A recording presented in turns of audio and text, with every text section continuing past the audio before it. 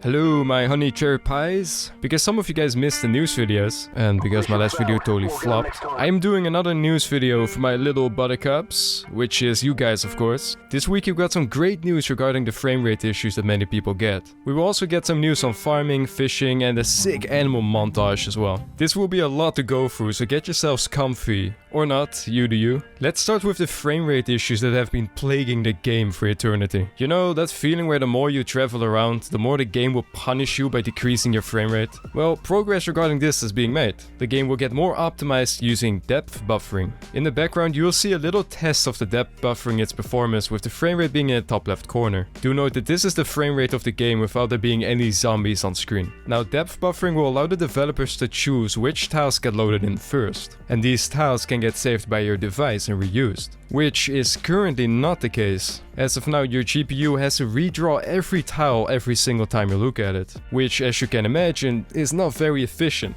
Using depth buffering also makes your game run smoother because of the fact that GPUs are generally built for 3D rendering to begin with, so they can do that really well already.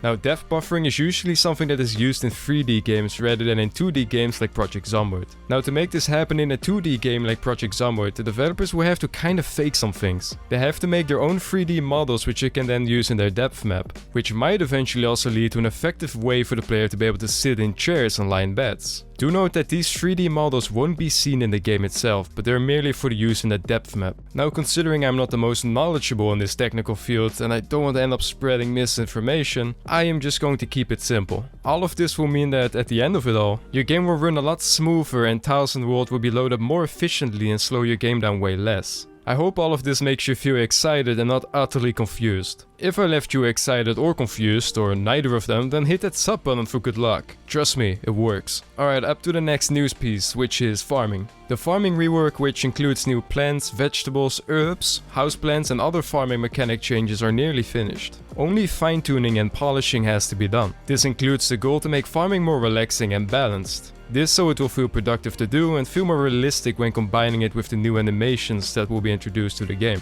The farming rework should make farming feel like a peaceful minigame to give you a break from the harsh world you're desperately trying to survive in. This whilst having its own challenges regarding plant pests and maintenance. It's important to note, however, that these challenges won't make farming a total pain in the ass, as most plants will grow to the harvest phase regardless, with only your yields maybe being a bit decreased. Obviously, if you don't water them at all, they will probably still die.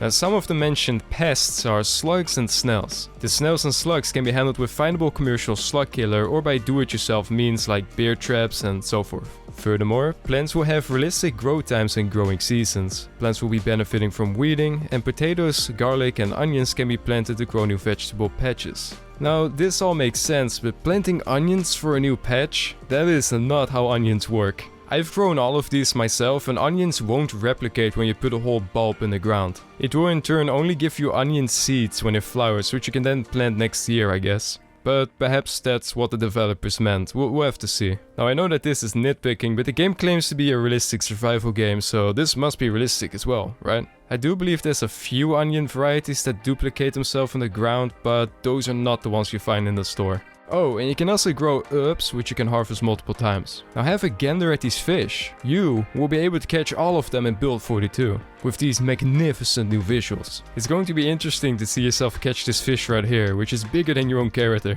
A truly impressive catch for sure. Now let's talk about items. Many bottleneck items like the Forsaken Sledgehammer, generator magazines and so forth will be acquirable in more different ways in the future. Some of these ways being quite dangerous, but of course worth it, gotta need that sledgehammer. You will also be able to remove things such as boulders and tree stumps using a pickaxe. And other bottleneck items like garbage bags, which you need for water collectors, will be easier to find in the form of a box filled with them. And for the role players out there, there'll be many new themed items in build 42. Think military duffel bag, a foldable trench shovel and foldable knives like a switchblade. And all of these are attachable to your belt. And you will also be able to shank cans with those knives to open them. Although this will damage your knife and perhaps give you a surprise amputee experience. So if you got a can opener, better use that. Or just use the knife to look cool anyway and cut your arm off. I am all about that individual liberty, you know. Now adding new items whilst keeping them compatible with newer and older game versions is going to be made a lot easier for modders too. And here's how it works. I don't know how all this works exactly, so have a quick pause if you want to read it. To end this video off, I will show you all the epic animal montage the developers have made, which shows many features and animations that have already been made so far. So I hope you guys enjoy, and I will be seeing you guys again very soon.